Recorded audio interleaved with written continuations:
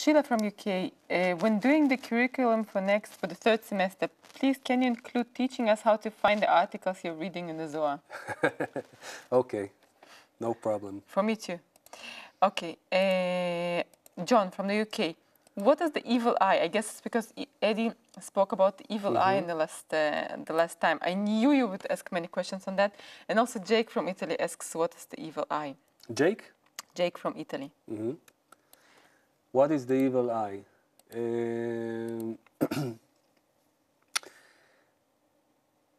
We are in a network, an integral network, that we're all connected by our intentions, thoughts, and you know that today some scientists are beginning to find a proof for this. You know, the research of connected that we spoke about of Christakis and many other examples. And in this reality, I totally depend on anyone. And mostly, not just anyone, because we have different circles or different layers. Like from the most inner one, those who have the points in the heart who are more connected to the Creator, and less and less and less. So when I'm, let's say, here, I depend on the thoughts of the friends, if I'm here, let's say. How do they consider me? What do they think of me? Are they jealous at me? Do they want me to succeed in the path or not? Do I want them to succeed in the path or not? And so we depend on the thoughts of many others, but mostly on those who are within my circle. And the evil eye, what we're talking about, are the bad thoughts of my friends towards me. Now, of course, they only think good of me, but if I'm doing or thinking bad of them, then I discover in this network how they also think bad of me. And Rav Leitman told, I think it was yesterday, that he was like a whole week, an entire week, he didn't come to study with Rabash, just one entire week. And Rabash phoned him and asked what's going on, because Rav Leitman was his, personal, the most closest man to him, years like this. And then one week he cannot come. And Rav Leitman is saying on the phone, I simply cannot come. I cannot make myself come to the lesson.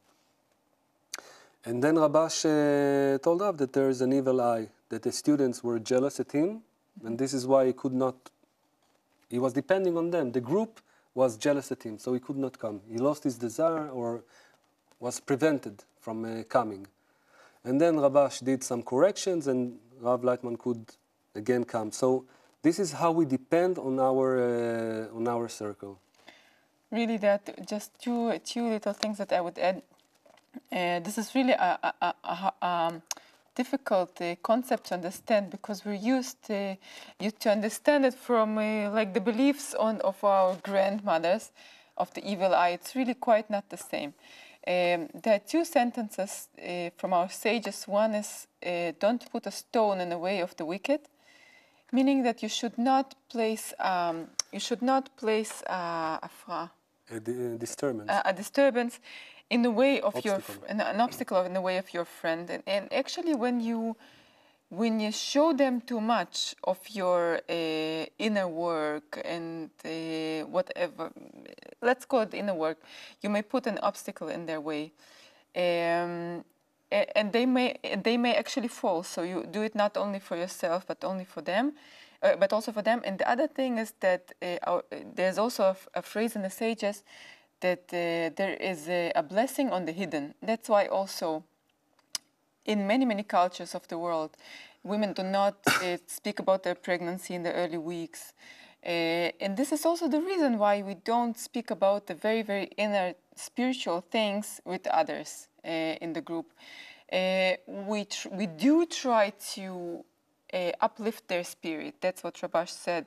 The biggest present you can do to another is to uplift your spirit in a way. We do that. We always show ourselves uplifted, as you gave an advice to Jessica, right, in the last lecture. Yes, she wrote letters, by the way, to the whole group, and it was amazing. Yeah, I saw it. So that's exactly how it works. We show uplifting to our friends, and we get upliftings back, uplifting spirit back, and we're like investing in this common bank of the group and getting back from it when we need it.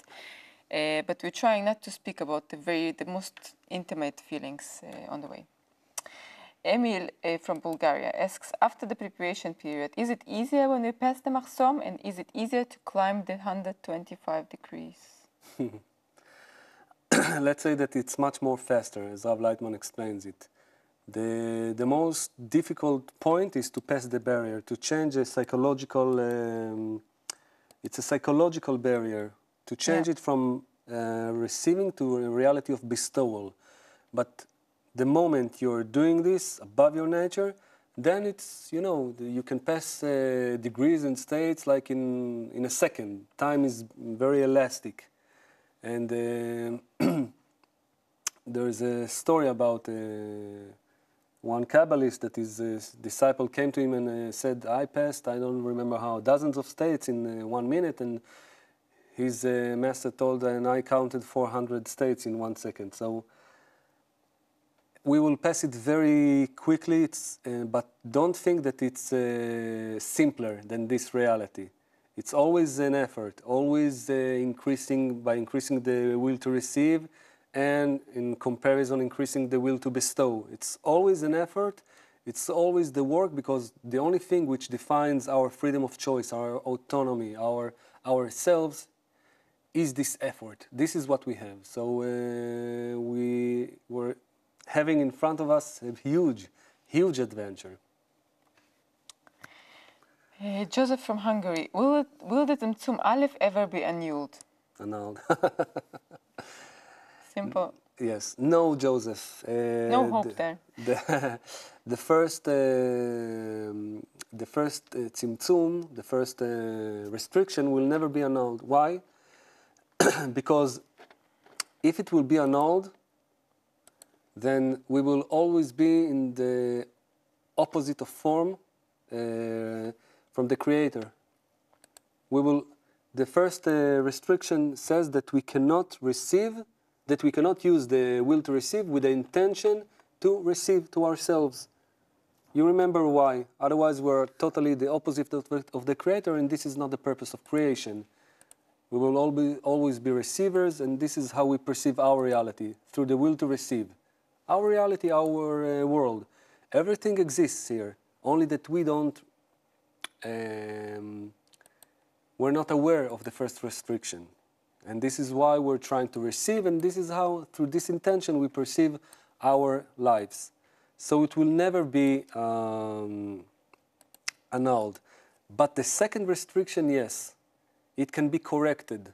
And we can, because the purpose of creation is to use all of the vessels, the biggest vessels of reception, with the intention to bestow. So the end of correction really is when we're bestowing with the entire Malchut. But we're using it in order to bestow, with the intention to bestow to the Creator.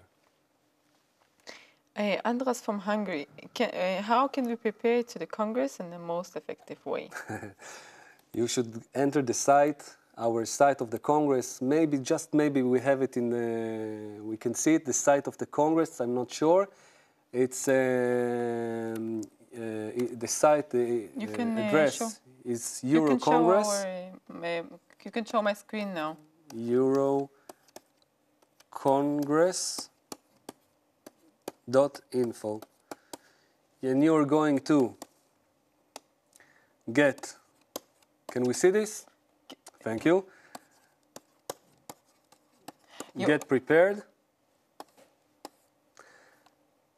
And this is how you begin the most effective preparation to the Congress. Of course, after having registered to the Congress, which will be from tomorrow.